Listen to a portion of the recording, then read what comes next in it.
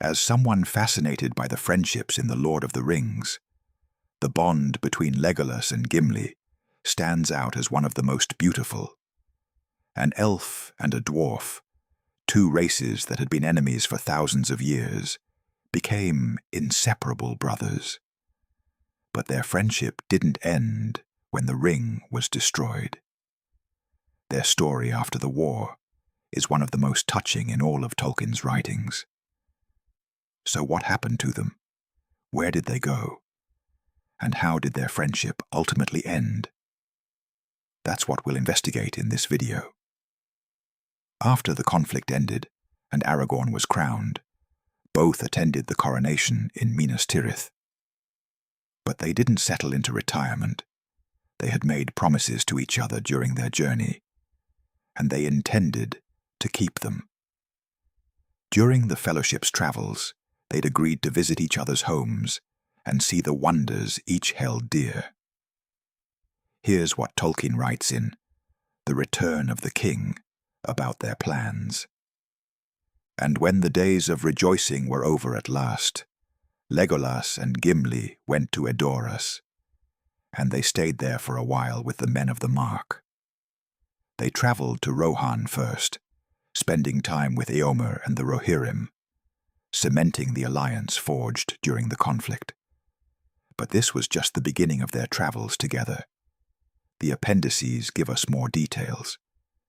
Legolas, his friend, also brought South Elves out of Greenwood, and they dwelt in Ithilien, and it became once again the fairest country in all the Westlands. This is crucial. Legolas brought elves from Mirkwood and established a colony in Ithilien, the land east of Anduin that had been devastated by Mordor. Ithilien had once been the Garden of Gondor, but years of conflict left it scarred. Legolas made it his mission to heal that land, planting new forests and restoring its beauty. And Gimli didn't leave his friend to work alone. The appendices tell us, and when King Elisar gave up his life, Legolas followed at last the desire of his heart and sailed over sea. We have heard tell that Legolas took Gimli the dwarf with him because of their great friendship, greater than any that has been between elf and dwarf. Legolas brought elves from Mirkwood and established a colony in Ithilien, the land east of Anduin that had been devastated by Mordor. Ithilien had once been the Garden of Gondor, but years of conflict left it scarred. Legolas made it his mission to heal that land. Gimli became lord of the Glittering Caves, bringing dwarves from the Lonely Mountain to establish a new realm in Rohan, with Éomer's blessing. Using dwarven craftsmanship, they transformed the caves into something magnificent. But here's what makes this special. They remained close friends, visiting each other regularly. When Legolas healed Ithilien's forests, Gimli would help. When Gimli crafted wonders in the caves, Legolas would marvel. Their friendship became a symbol of a new age. The old enmities between elves and dwarves began to fade. As Tolkien notes in the appendices, but it is said that Gimli went also out of desire to see again the beauty of Galadriel, and it may be that she, being mighty among the Eldar, obtained this grace for him. During the Fellowship's stay in Lothlorien, Gimli had been transformed by meeting Galadriel.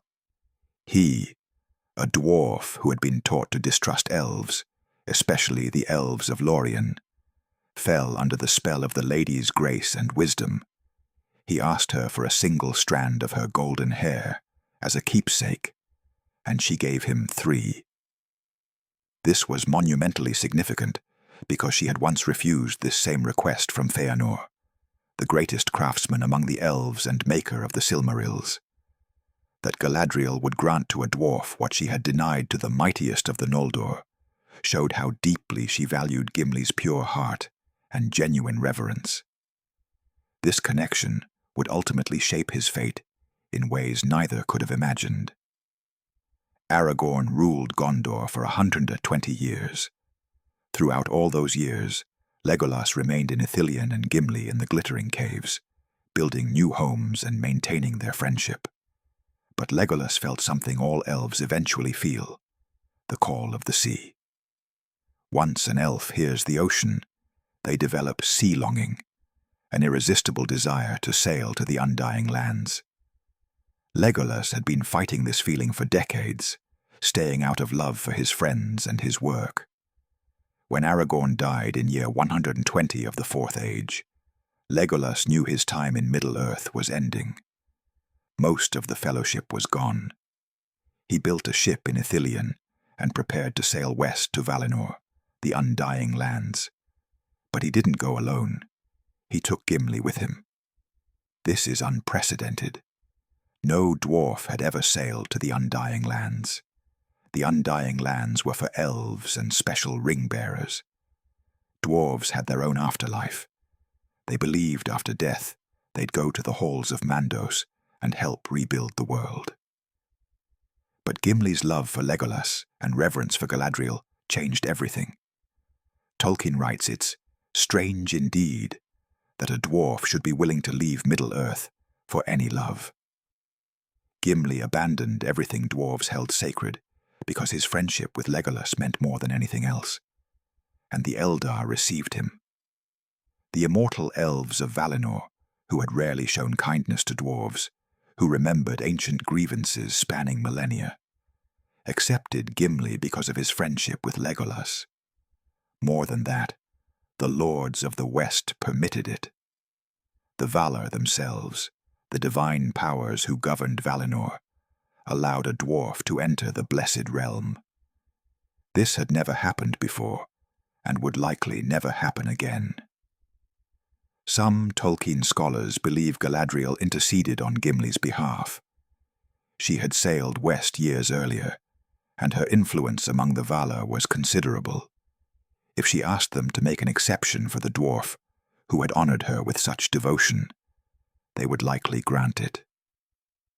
The fact that Gimli had received her hair, a gift she denied even to Feanor, suggests she saw something extraordinary in him. Others suggest the Valar saw in their friendship something worth preserving, a symbol of the healing of old wounds and the unity that had saved Middle-earth from darkness. What happened to them in Valinor? Tolkien doesn't tell us. The appendices end with them sailing west together. We don't know if Gimli was granted immortality or lived out a dwarf's natural lifespan in paradise. We don't know if he met Galadriel again, though it's beautiful to imagine that reunion. What we do know, their friendship outlasted empires. It survived the end of the Third Age, the passing of the Fellowship, and the beginning of the dominion of men. It was strong enough that an elf delayed his sea longing for over a century. It was deep enough that a dwarf abandoned his people's beliefs about fate. And it was pure enough that the powers of the West made an unprecedented exception.